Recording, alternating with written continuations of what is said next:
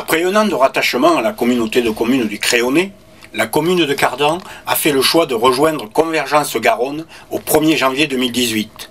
Denis Reyne, maire de la commune depuis de nombreuses années, en donne les principales raisons. Quand le préfet a tranché, au mois de décembre 2016, le conseil municipal s'est repositionné. Donc on a pris cette procédure dont nous avions le droit, de droit commun, la procédure de droit commun. Et cette procédure nous permettait donc de partir sur une autre communauté de communes. Au départ, ce n'était pas la volonté du conseil municipal. Nous avions voté, nous, pour partir sur la communauté de communes des Portes-Lentre-de-Mer,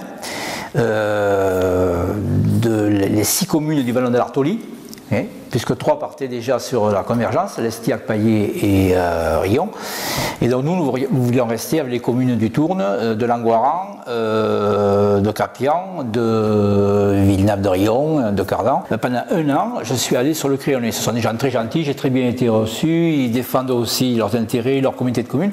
Mais si vous voulez, ça va jusqu'au Pout. Donc c'est plus dans notre bassin de vie à nous. Et au niveau de la proximité, que ce soit pour nous élus ou pour nos concitoyens, c'est vrai qu'on est plutôt sur Cadillac, Podensac. Voilà. Donc c'est la logique, c'est ce qui nous a fait prendre cette décision. Je suis convaincu qu'il faut travailler ensemble, qu'il faut se regrouper. Si ces grosses CDC savent garder une proximité, savent avoir un accueil pour nos populations, ça sera bien. Ça va leur apporter ce qu'ils demandent.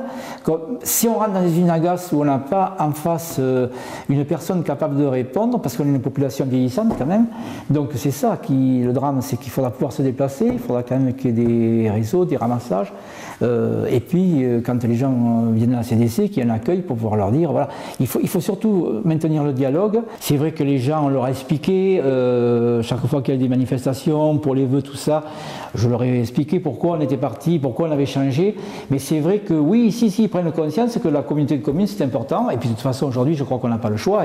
Cardan était obligé d'être dans une communauté de communes, on ne peut pas rester indépendant, donc oui, et puis les services que ça apporte, que nous, petites communes, on ne peut pas donner, quoi. 500 habitants, on n'a pas les moyens d'avoir une médiathèque. Voilà, donc on est obligé de passer quand même par ce service, qui est le service également des permis de construire. Moi, je vous le dis sincèrement, j'ai l'esprit communautaire, je l'ai toujours eu, mais dans certains domaines, il y a des choses que peut-être que les communes peuvent garder. Là, Convergence Garonne, on est rentré dans une grosse communauté de communes de 32 000 habitants.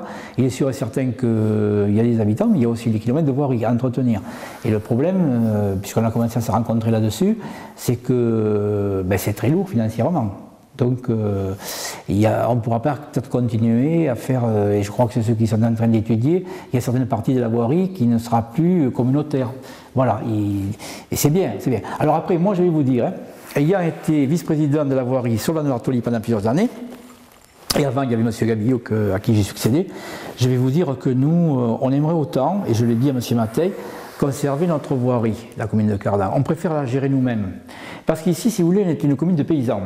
Moi, je suis ancien viticulteur. Donc, si vous voulez, on a les pieds dans la terre. Et nous, tous les maires qu'il y a eu ont toujours dit, attention, la voirie, c'est important. C'est la voirie qui amène les enfants aux écoles. C'est la voirie qui permet aux gens d'aller travailler, de circuler. Il faut que les voiries soient toujours entretenues. Non, mais la commune de Cardan a toujours mis le paquet sur la voirie. On a des voiries qui sont de très bon état. Et on aime autant se la garder.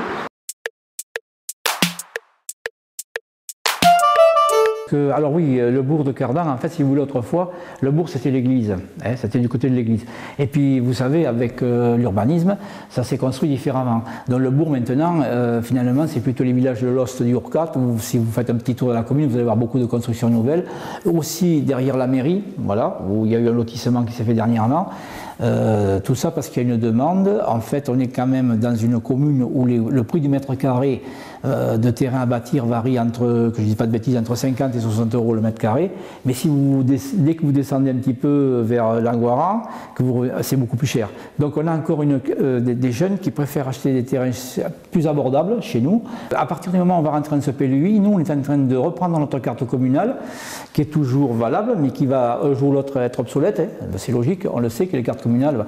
Et donc nous, le conseil municipal, justement dans le courant de cette année 2018, va se pencher sur le plan et regarder les possibilités que l'on a de, justement, dans les dents creuses, de rajouter des terrains urbanisés. Alors, on n'a pas une vocation à faire des lotissements, pas du tout. Parce que les gens qui sont à Cardan, ils aiment leur cadre de vie aussi. Hein. Si vous voulez, puis c'est pas une commune où il y a des, comment vous dire, des usines, c'est pas industrialisé. Donc, c'est des résidences. Les gens, ils viennent aussi pour ce côté agréable de la commune. Les gens qui habitent à Cardan sont des gens qui travaillent. Alors, il y a beaucoup de jeunes, puisque ça construit énormément, évidemment, comme partout.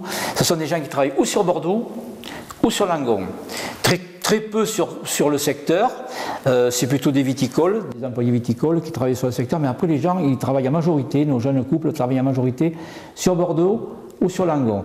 Et l'avantage aussi, c'est que pour la petite enfance, les parents le matin qui vont travailler sur Bordeaux ou sur Langon, ils ont évidemment la facilité de déposer leurs enfants sur la communauté de communes, donc la nouvelle communauté de communes de convergence, que au 1er janvier l'année dernière, on a pu faire des arrangements, des conventions avec Cadillac et Podensac, mais en réalité, on devait amener les enfants au pôle sur le Créonais. Alors Créon, Sadirac. Alors vous imaginez que ça aussi, c'était pas vraiment pratique. Langon, c'est 20 minutes pour la Langon. Bon, et c'est vrai que c'est une commune qui est bien placée, et je pense que ça va évoluer dans les 10-15 ans qui arrivent, vu la population qui arrive sur la région bordelaise.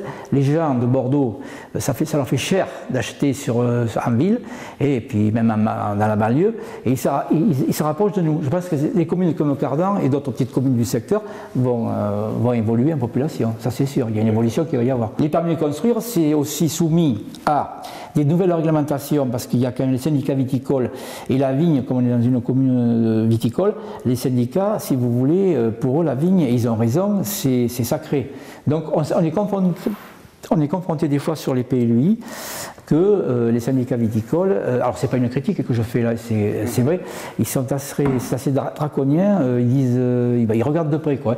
Et donc il y a des parcelles qui ne seront pas, si vous voulez, urbanisées. Alors que le viticulteur qui va arriver à la retraite dit, je pourrais peut-être la vendre, monsieur le maire, si vous voulez. Alors aujourd'hui, il faut regarder ça avec une vue d'ensemble, et il faut continuer à avoir des zones urbanisées, il faut continuer à avoir des zones viticoles, mais il y a tout un côté juridique qui est très important, et aujourd'hui il y a beaucoup de procédures, des recours, et donc on a besoin d'avoir à côté de nous un service compétent au niveau d'une CDC. C'est pas un village dortoir, mais c'est un village de 500 habitants aujourd'hui pratiquement, et on n'y est pas tout à fait mais presque, on pense qu'on a le courant de l'année on va y être. Alors vous avez une église qui est classée, qui est un monument historique, qui est classé. Vous avez bien sûr des châteaux qui reçoivent du public. Nous, on est touristique parce qu'on est quand même aussi sur la route des vins. On a quand même un passage important de gens, puisqu'on est on a quand même la D13 qui arrive de Libourne et qui s'en va rattraper l'autoroute. Donc on a du trafic, on a beaucoup de tourisme. Ce qui nous manquerait, ça serait peut-être un genre d'auberge, quelque chose qui pourrait arrêter les gens, faire un accueil. C'est ce qu'on a. On a une salle qui se loue régulièrement, bien sûr, qui était demandée parce que vous avez vu, c'est un pôle et c'est très agréable, bon, c'est en pleine nature. Mais on a des associations qui fonctionnent très bien, c'est la chasse par exemple, qui marche très très bien à Cardan. On a des associations du tennis également. Et puis, c'est en train justement d'évoluer. Les jeunes qui arrivent, ils ont des envies, des besoins que nous, bon, bien sûr, si on me demande un city-stade par exemple, si vous voulez, mais bon, on a des priorités, on ne peut pas tout faire.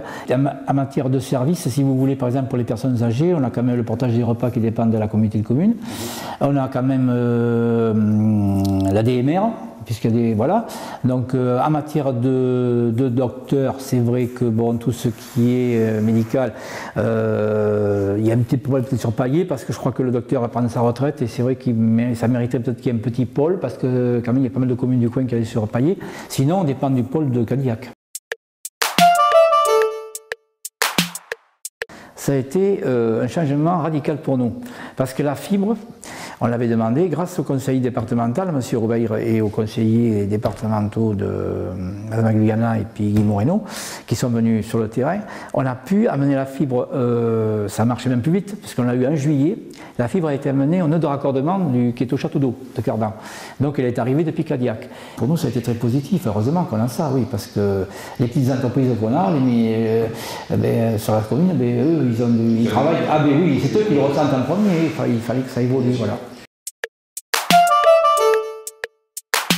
Je ne vais pas vous parler chiffres, mais c'est vrai qu'on gère très serré. Bon, on a un budget quand même, bon, il ne faut pas trop se plaindre. On supporte les aides ce manque d'aide de l'État, qu'il n'y a plus depuis quelques années, qui sont réduites tous les ans. Mais quand même, on essaye de gérer au mieux et bon, on a quand même un reliquat tous les ans d'une année sur l'autre que l'on reporte. Nous, on a su, depuis 1977, avec M. Pompadour, qui était conseiller général à l'époque, et maire de Cardan, ils ont su s'entendre, les trois communes, Capian, Villenave et Cardan, pour garder les écoles. Ce qui fait qu'aujourd'hui, on a le pôle de la maternelle qui est à Cardan, et après les cours élémentaires, qui sont les primaires, qui sont sur Villenave et Capian. Avec une superbe cantine qu'on a fait il y a 3 ou 4 ans, qui nous a quand même coûté la bagatelle, je ne dis pas de bêtises, de plus de 500 000 €, mais qui peut faire presque 200 couverts par jour. Une commune, il faut que ça bouge. Si ça ne bouge pas, elle va mourir, quoi. Si on ne délivre plus de permis de construire, eh bien, au bout de 10 ans, on a une commune qui va mourir.